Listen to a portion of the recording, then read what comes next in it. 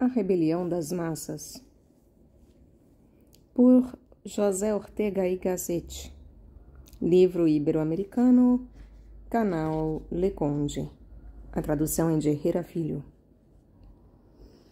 Caros ouvintes, caso gostem do que aqui é lido, adquiram um livro, por favor.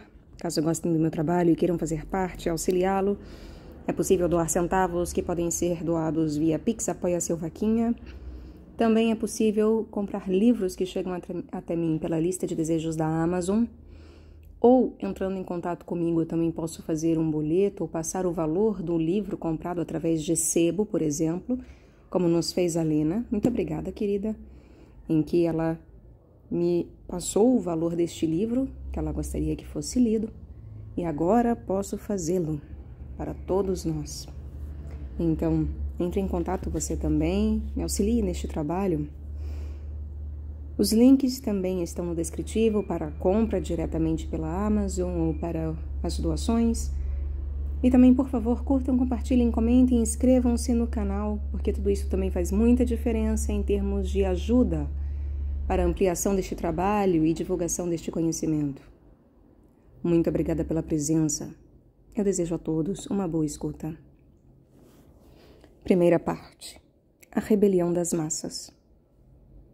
Primeiro, o fato das aglomerações. Há um fato que, para bem ou para mal, é o mais importante na vida pública europeia na hora presente. Este fato é o advento das massas ao pleno poderio social. Como as massas, por definição, não devem nem podem dirigir sua própria existência, e menos reger a sociedade, quer dizer-se que a Europa sofre agora a mais grave crise que a povos, nações, culturas cabe padecer. Esta crise sobreveio mais de uma vez na história. Sua fisionomia e suas consequências são conhecidas. Também se conhece seu nome. Chama-se a Rebelião das Massas. Para a inteligência do formidável fato, convém que se evite dar desde já as palavras rebelião, massas, poderio social, etc., um significado exclusivo ou primariamente político. A vida pública não é só política, mas ao mesmo tempo e ainda antes, intelectual, moral, econômica, religiosa. Compreende todos os usos coletivos e inclui o modo de vestir e o modo de gozar. Talvez a melhor maneira de aproximar-se a este fenômeno histórico consista em referir-nos a uma experiência visual, sublinhando uma feição de nossa época que é visível com os olhos da cara. Simplicíssima de enunciar, ainda que não de analisar, eu a denomino o fato da aglomeração, do cheio.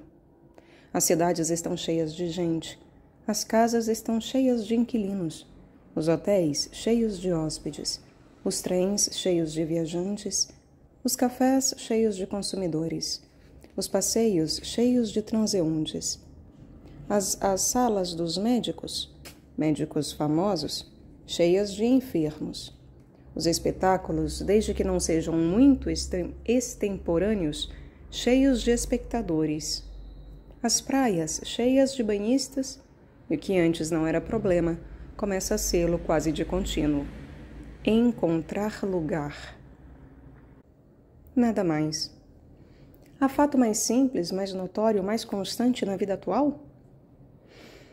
Vamos agora puncionar o corpo trivial desta observação e nos surpreenderá ver como dele brota um repuxo inesperado, onde a branca luz do dia, deste dia, do presente, se decompõe em todo o seu rico cromatismo interior. Que é o que vemos, e ao vê-lo nos surpreende tanto? Vemos a multidão, como tal, possuidora dos locais e utensílios criados pela civilização. Apenas refletimos um pouco, nos surpreendemos da nossa surpresa. Mas que? Não é o ideal? O teatro tem suas localidades para que se ocupem. Portanto, para que a sala esteja cheia. E do mesmo modo os assentos o vagão ferroviário e os quartos o hotel. Sim, não há dúvida.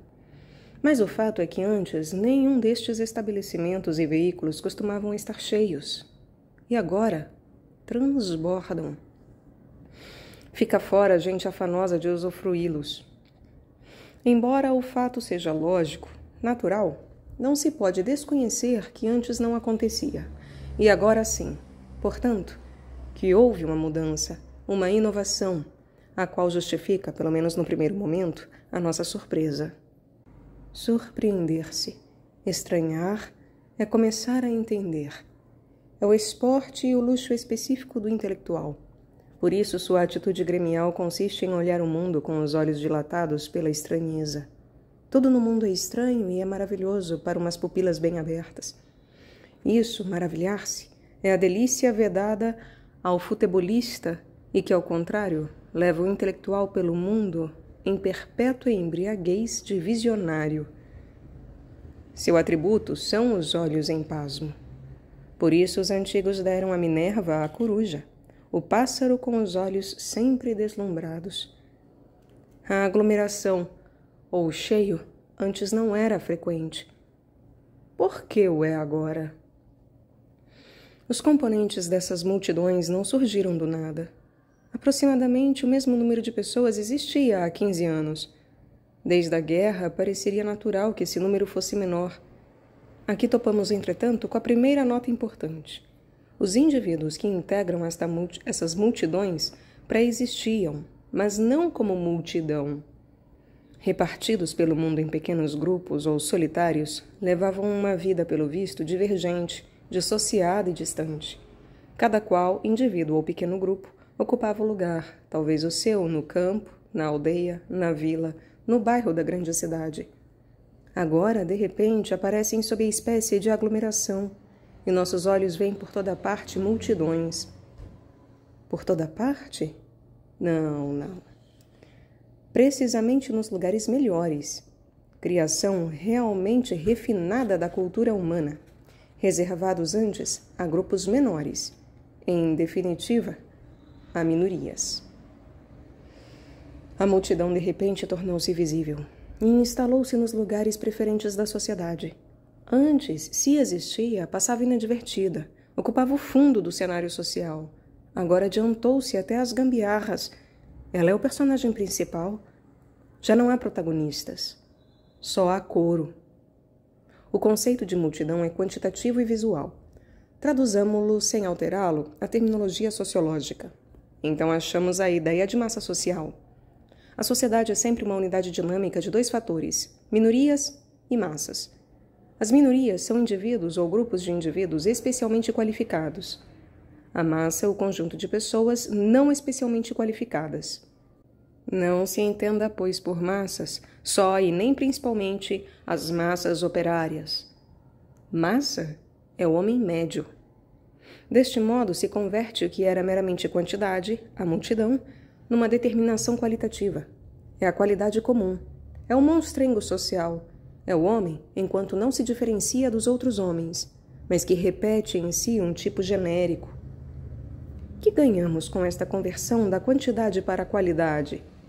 Muito simples. Por meio desta, compreendemos a gênese daquela. É evidente, até a Cassiano, que a formação normal de uma multidão implica a coincidência de desejos, ideias, de modo de ser nos indivíduos que a integram. Dir-se-á que é o que acontece com todo grupo social, por seleto que pretenda ser. Com efeito, sim, mas há uma diferença essencial. Nos grupos que se caracterizam por não ser multidão em massa, a coincidência efetiva dos seus membros consiste em algum desejo, ideia ou ideal, que por si exclui o grande número.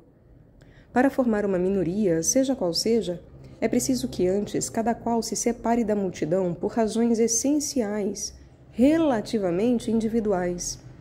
Sua coincidência com os outros que formam a minoria é, pois, secundário, posterior a haver-se cada qual singularizado, e é, portanto, em boa parte uma coincidência em não coincidir. Há casos em que esse caráter singularizador do grupo aparece a céu descoberto. Os grupos ingleses que se chamam a si mesmos não conformistas, isto é, a agrupação dos que concordam só em sua desconformidade a respeito da multidão ilimitada. Este ingrediente de juntarem-se os menos precisamente para separar-se dos demais vai sempre misturado na formação de toda a minoria. Falando do reduzido público que ouvia um músico refinado, diz graciosamente Mallarmé que aquele público salientava com a presença de sua escassez a ausência multitudinária. A rigor, a massa pode definir-se como fato psicológico, sem necessidade de esperar que apareçam os indivíduos em aglomeração. Diante de uma só pessoa, podemos saber se é massa ou não. Massa é todo aquele que não se valoriza a si mesmo, no bem ou no mal, por razões especiais, mas que se sente como todo mundo, e, entretanto, não se angustia, sente-se à vontade ao sentir-se idêntico aos demais. Imagine-se um homem humilde que, ao tentar valorizar-se por razões especiais, ao perguntar de si para si se tem talento para isto ou para aquilo, se sobressai em alguma ordem, adverte que não possui nenhuma qualidade excelente. Este homem sentir-se-á medíocre e vulgar e mal dotado, mas não se sentirá massa. Quando se fala de minorias seletas, a velhacaria habitual costuma tergiversar o sentido desta expressão, fingindo ignorar que o homem seleto não é o petulante que se supõe superior aos demais, mas o que exige mais de si que os demais, embora não consiga cumprir em sua pessoa essas exigências superiores. E é indubitável que a divisão mais radical que cabe fazer na humanidade é esta em duas classes de criaturas, as que exigem muito de si e acumulam sobre si mesmas dificuldades e deveres, e as que não exigem de si nada especial, mas que para elas viver é ser em cada instante o que são, sem esforço de perfeição em si mesmas, boias que vão à deriva. É indubitável que a divisão mais radical que cabe fazer na humanidade é esta em duas classes de criaturas, as que exigem muito de si e acumulam sobre si mesmas dificuldades e deveres, e as que não exigem de si nada especial, mas que para elas viver é ser em cada instante o que já são, sem esforço de perfeição em si mesmas, boias que vão à deriva. Isto me lembra que o budismo ortodoxo se compõe de duas religiões distintas, uma mais rigorosa e difícil, outra mais frouxa e trivial. Ou Mahayana, grande veículo ou grande carril, e o Hinayana, pequeno veículo, caminho menor. O decisivo é se pomos nossa vida num ou noutro veículo, a um máximo de exigências ou a um mínimo. A divisão da sociedade em massas ou minorias excelentes não é, portanto, uma divisão em classes sociais, mas em classes de homens, e não pode coincidir com a hierarquização em classes superiores e inferiores.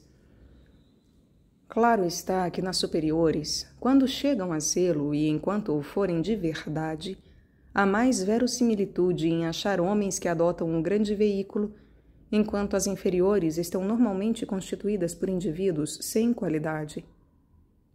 Mas, a rigor, dentro de cada classe social, há massa e minoria autêntica.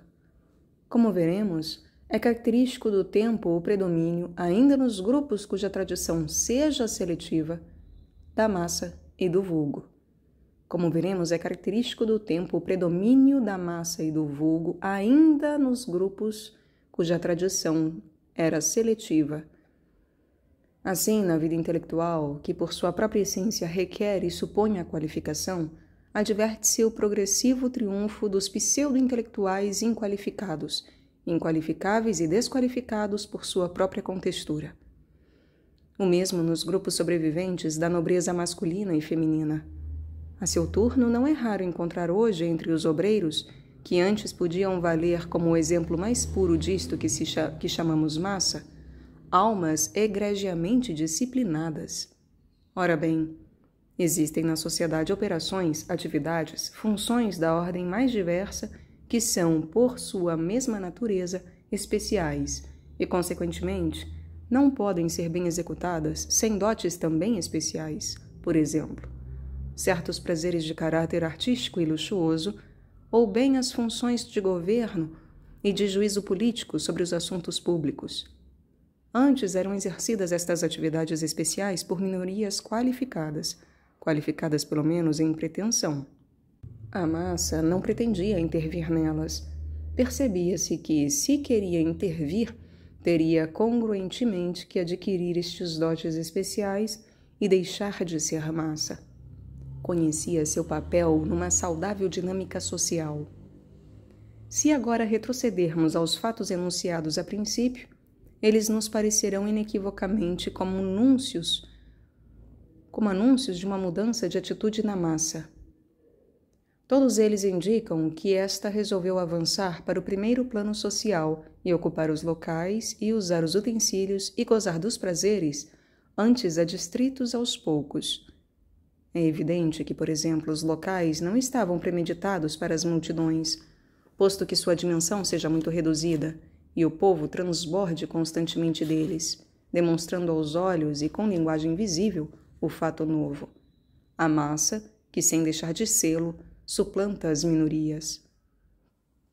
Ninguém, creio eu, deplorará que as pessoas gozem hoje em maior medida e número que antes, já que têm para isso os apetites e os meios. O mal é que esta decisão tomada pelas massas de assumir as atividades próprias das minorias não se manifesta, nem pode manifestar-se, só na ordem dos prazeres, mas que é uma maneira geral do tempo. Assim, antecipando o que logo veremos, creio que as inovações políticas dos mais recentes anos não significam outra coisa senão o império político das massas. A velha democracia vivia temperada por uma dose abundante de liberalismo e de entusiasmo pela lei. Ao servir a estes princípios, o indivíduo obrigava-se a sustentar em si mesmo uma disciplina difícil. Ao amparo do princípio liberal e da norma jurídica, podiam atuar e viver as minorias. Democracia e lei, convivência legal, eram sinônimos. Hoje assistimos ao triunfo de uma hiperdemocracia em que a massa atua diretamente sem lei, por meio de pressões materiais, impondo suas aspirações e seus gostos. É falso interpretar as situações novas como se a massa se houvesse cansado da política e encarregasse a pessoas especiais seu exercício. Pelo contrário, isso era o que antes acontecia. Isso era a democracia liberal. A massa presumia que, no final das contas, com todos os seus defeitos e vícios, as minorias dos políticos entendiam um pouco mais dos problemas públicos que ela. Agora, por sua vez, a massa crê que tem direito a impor e dar vigor de lei a seus tópicos de café. Eu duvido que tenha havido outras épocas da história em que a multidão chegasse a governar tão diretamente como no nosso tempo. Por isso falo de hiperdemocracia. O mesmo acontece nas demais ordens, muito especialmente na intelectual. Talvez cometa eu um erro, mas o escritor, ao tomar da pena para escrever sobre um tema que estudou intensamente, deve pensar que o leitor médio que nunca se ocupou do assunto, se o lê, não é com o fim de aprender algo dele, mas pelo contrário, para sentenciar sobre ele quando não coincide com as vulgaridades que este leitor tem na cabeça.